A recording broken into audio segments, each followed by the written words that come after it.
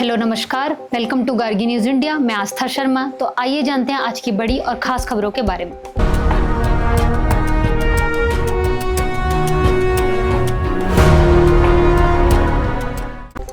Activist Manoj Jarange, जो Maratha reservation के लिए फास्ट पर बैठे थे, उन्होंने अब अपना फास्ट खत्म कर दिया है।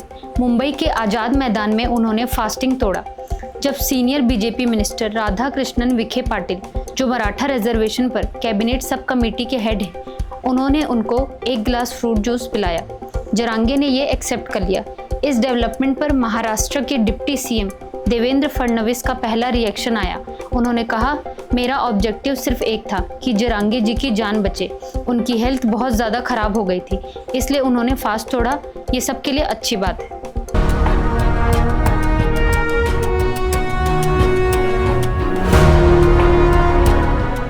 चीन ने अपनी मॉडर्न वेपनरी को पहली बार एक मेगा मिलिट्री परेड में डिस्प्ले किया, जिसमें कई वर्ल्ड लीडर्स ने भी शामिल होकर अटेंडेंस दी। ये परेड चीन के WWII में जापानीज अग्रेशन पर जीत की 80th एनिवर्सरी को कमेमोरेट करने के लिए ऑर्गेनाइज की गई थी।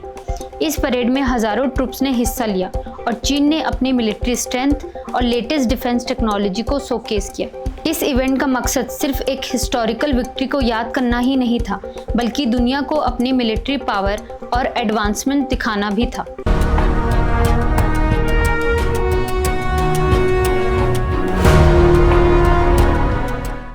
A recent New York times article ने वही बात कंफर्म किया जो इंडिया हमेशा कहता आया है।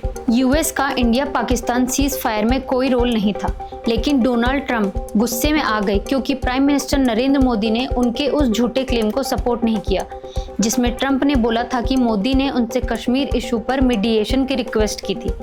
एक्चुअली इंडिया ने हमेशा क्लियर किया है कि कश्मीर एक बायलैटरल इशू है, जो सिर्फ इंडिया और पाकिस्तान के बीच सॉल्व होगा।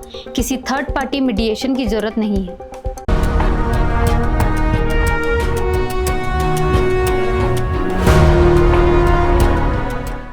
भारत की राष्ट्रपति श्रीमती द्रौपदी मुर्मू ने आज चेन्नई, तमिलनाडु में सिटी यूनियन बैंक के 120वें स्थापना दिवस समारोह में भाग लिया। इस अवसर पर राष्ट्रपति ने कहा कि भारतीय अर्थव्यवस्था दुनिया की सबसे तेजी से बढ़ती अर्थव्यवस्थाओं में से एक है और बैंकिंग उद्योग इसकी विकास गाथा में महत्वपूर्ण भूमिका निभाता है। प्रेसिडेंट द्रौपदी मुर्मू ने कहा कि सिटी यूनियन बैंक जैसे बैंक्स बैंकिंग के थ्रू फाइनेंशियल इंक्लूजन के नेशनल गोल्स को अचीव करने में इम्पोर्टेंट रोल प्ले कर रहे हैं।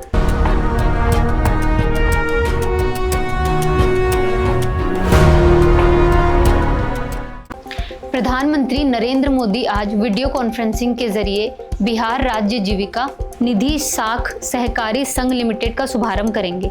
इस पहल से ग्रामीण महिलाओं में उद्यमिता विकास को मजबूती मिलेगी और समुदाय आधारित उद्यमों के विकास में तेजी आएगी। इस अवसर पर प्रधानमंत्री संस्था के बैंक खाते में 105 करोड़ रुपए भी हस्तांतरित करेंगे।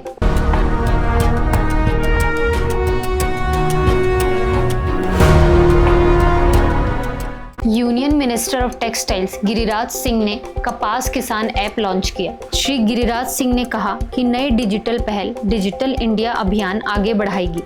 MSP के तहत निष्पक्ष, पारदर्शी और प्रभावी तरीके से कपास खरीद सुनिश्चित होगी। कपास किसान ऐप किसानों को स्वपंजीकरण, स्लॉट बुकिंग और भुगतान की स्थिति जानने में सक्षम बनाएगा।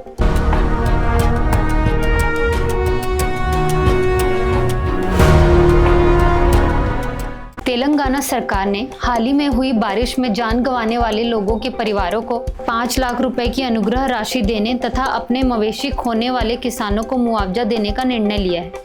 सोमवार को यहां बारिश और नुकसान पर एक समीक्षा बैठक में अधिकारियों ने मुख्यमंत्री A रेवंत रेड्डी को बताया कि प्रारंभिक अनुमानों के अनुसार 82 मंडलों में लगभग 2.36 लाख एकड़ फसलें बर्बाद हुई हैं।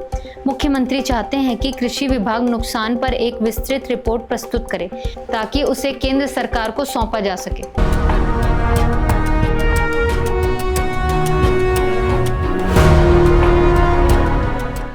रिपोर्ट के मुताबिक रेलवे जल्द ही भारत की पहली वंदे भारत स्लीपर ट्रेन शुरू कर सकता है। वंदे भारत स्लीपर ट्रेनों को लंबी दूरी की यात्राओं के लिए तैयार किया गया है, जहां यात्रियों के आराम का पूरा ध्यान रखा जाएगा।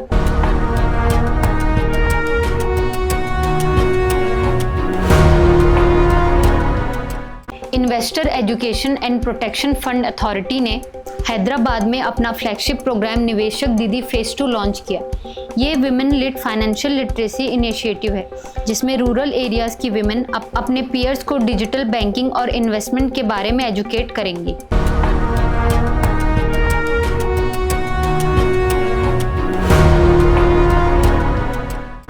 1 सितंबर को एनसीईआरटी ने अपना 65th फाउंडेशन डे सेलिब्रेट किया और नए इनिशिएटिव्स लॉन्च किए जिसमें बाल वाटिका टीवी चैनल, दीक्षा 2.0 एआई ड्रिवन प्लेटफॉर्म और प्रशस्त 2.0 डिसेबिलिटी स्क्रीनिंग टूल शामिल है।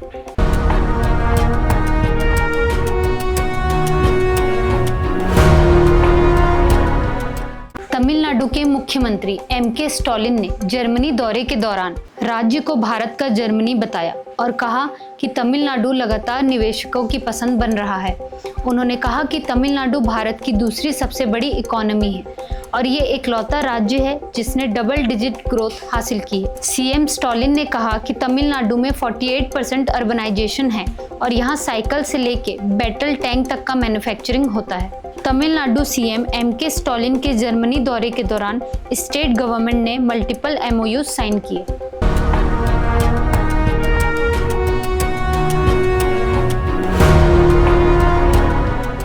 इंडिया पोस्ट पेमेंट बैंक ने अपना 8th फाउंडेशन डे सेलिब्रेट किया और लास्ट माइल डिजिटल बैंकिंग में अपनी जर्नी हाईलाइट की। अब इंडिया पोस्ट पेमेंट बैंक के पास 12 करोड़ से ज़्यादा कस्टमर्स हैं।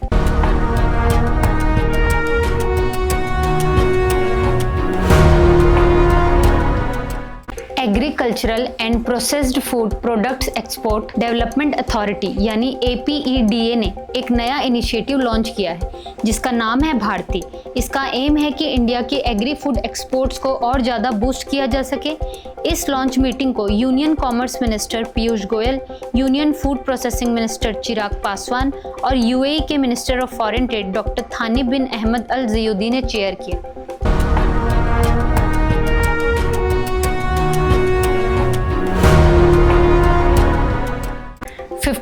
GST काउंसिल मीटिंग आज से न्यू दिल्ली में शुरू हो रही है जिसे finance minister Nirmala Sitharaman chair करेंगी।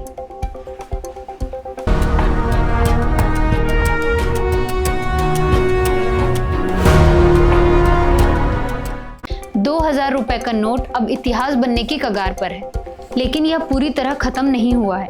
RBI के मुताबिक 2.25 साल पहले वापस लिए जाने की घोषणा के बावजूद 31 अगस्त 2025 तक 5,956 करोड़ रुपए मूल्य के ₹2000 के नोट अब भी चलन में मौजूद हैं।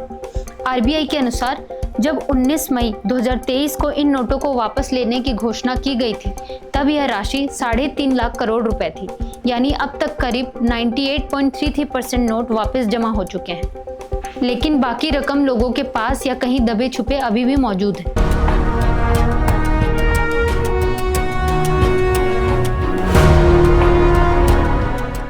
यस बैंक ने अनाउंस किया है कि रिजर्व बैंक ऑफ इंडिया ने आर गांधी को दोबारा part time non executive chairman approve कर दिया है। उनका नया टर्म 20 सितंबर 2025 से 13 मई 2027 तक चलेगा।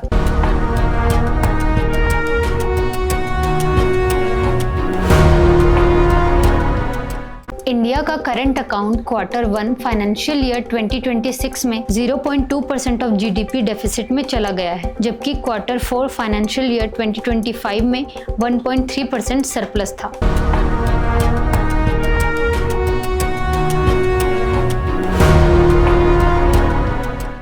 एक्टर अक्षय कुमार केरल में अपनी फिल्म हैवान की शूटिंग कर रहे हैं। अक्षय कुमार और सैफ अली खान 18 साल बाद फिर से बड़े पर्दे पर वापसी करने वाले हैं। इस बार उन्हें बड़े पर्दे पर शानदार तरीके से उतारने के लिए कमान प्रियदर्शन ने संभाली है।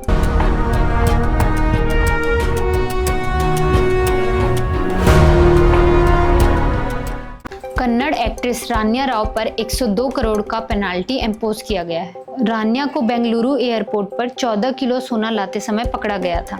होटल व्यवसायी तरुण कोंडा राजू और ज्वेलर साहिल सक्रिया जैन पर भी जुर्माना लगाया गया है।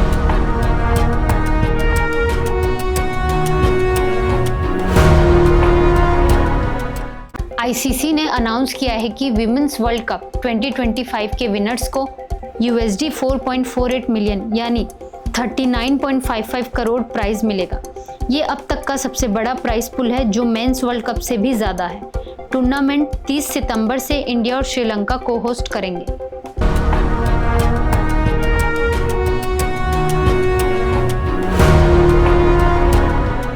तो ये थी आज की खास खबरें। कल फिर मिलते हैं कुछ नई खबरों के साथ। तब तक के लिए देखते रहिए गार्गी न्यूज़ इंडिया। मैं आस्था शर्मा, धन्यवाद।